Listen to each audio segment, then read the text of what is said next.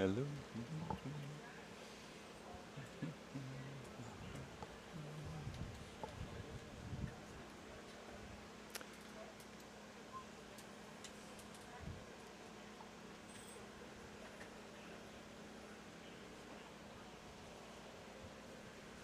You in you were in St. Louis a couple nights ago, I right? The was, Blue yes. The Strawberry. blue strawberry, yeah. Is that a newer place or? I think so. Yeah. Yeah. I've seen that pop up. Ready? Okay. Here we go. Three, two, one. Backstage at the Iowa City Jazz Festival for another great year, 2025. Great lineup again this year, starting with Ms. Alyssa Allgood. Welcome. Thank you so much. Very happy to be here. Have you been to the festival before? I have Or? not. Oh, okay. Very first A time. newbie. Yeah. Well, you're out of Chicago, of course. Born and raised in Chicago, or Grew up in the suburbs, but I've been in that okay, area yeah, my whole yeah. life. Yeah. Doing some teaching at University of Illinois Chicago, Loyola. Still Yep. doing that. Yep. Part of the jazz department there, the vocal jazz groups, private lessons, jazz arranging. Yeah. Taking the summer off and traveling around. Yes, exactly. Living the life. When did you decide to? Well, obviously you've been singing pretty much your whole life. When did you decide to veer off into jazz? What exposed you to jazz? Back Pretty in the early day? on, actually. I started singing with the jazz band when I was in 6th grade, so I think I was about 11 or 12. Wow. And I also got connected with a vocal jazz summer camp, which was held at North Central College in Naperville, Illinois, which is actually where I went to do my undergrad eventually. So I just been singing really my whole life, and I think having those early experiences of hearing this beautiful music, getting to sing with a big band, I just really love that from that early age, and have been kind of hooked ever since.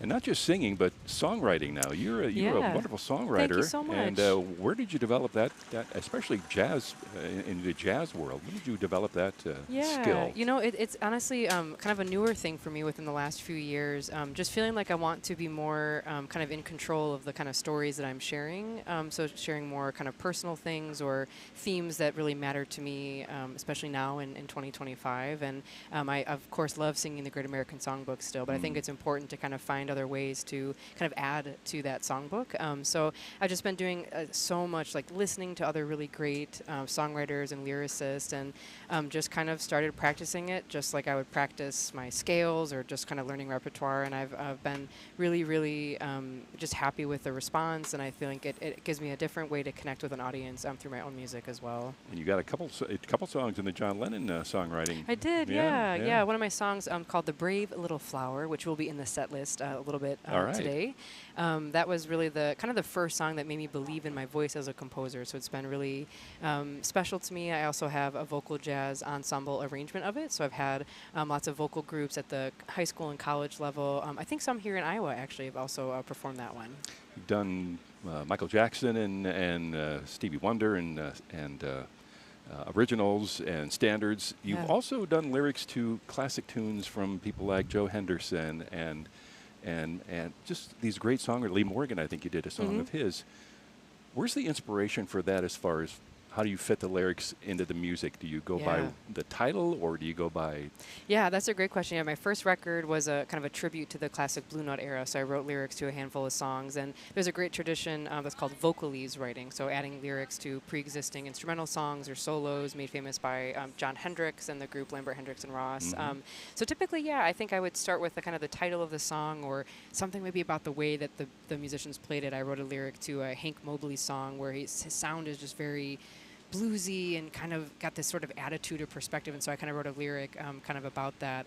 But it's really hard because you have to tell a story but match all of the inflections of the saxophone or piano, whatever you might be emulating. But lots of great examples to kind of study from that. It's interesting because these great players have taken standards and, kind of doing their interpretations of the lyrics. Now you have to take your lyrics to the interpretations of their Right. song. Yeah. It's a really cool process, and it's wonderful. Yeah. Very, very well done. Thank you. The most recent release is from here.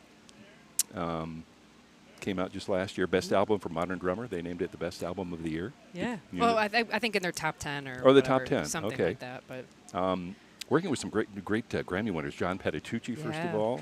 Had you worked with him before? I had not.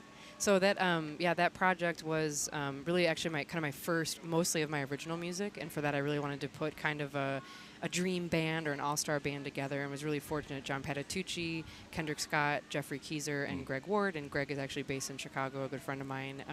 That was really incredible to get to work with those musicians. They really just supported me, elevated the music, and really helped kind of shape my stories in a really special way.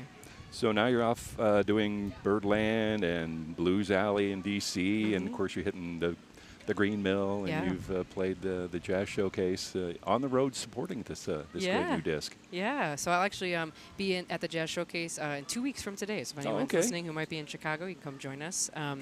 And yeah, I've been very, very fortunate. I do all my own booking, so it's a lot of kind of just emailing and following up and putting yourself out there. And I think with each new recording and new kind of thing, it maybe gets a little bit easier, hopefully. So feel very fortunate to have been able to play some really incredible, very historic rooms in the last few years. So were there some singers back in the day that kind of inspired you? Say maybe like an Ella Fitzgerald or a... Yeah, well, I mean, Ella Fitzgerald, I think she's inspired all of us who sing this music and sing other styles of music. Back in 2017, I actually won the first Ella Fitzgerald competition, which is really incredibly special for me. And Al Jarreau is one of the... that was a different one, actually. I did the Montreux Jazz competition and got to sing for Al Jarreau, which was like, a dream come true to get to sing for him.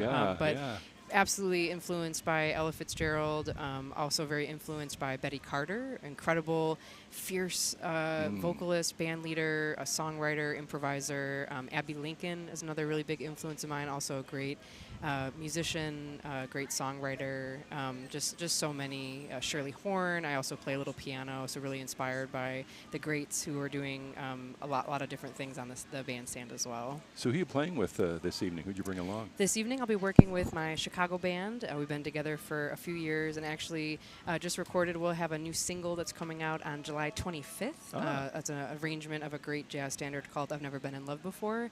So this band is Julius Tucker on piano, John Didemeyer on drums, and Ethan Fillion on the bass, all from Chicago. John Didemeyer. Yeah. Okay. I've always wondered how do you pronounce that. I've been butchering it all these years.